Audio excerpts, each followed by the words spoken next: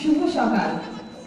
মেয়েদের নাচ আর গানের মধ্য দিয়ে আজকের এই আনন্দ উৎসবের সূচনা। 2016 শিক্ষাবর্ষে পুরস্কার বিতরণী অনুষ্ঠান এটি।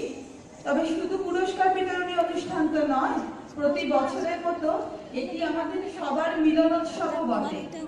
ছাত্রীরা সারা বছর যা তাদের পারফরমেন্স থাকে তার ভিত্তিতে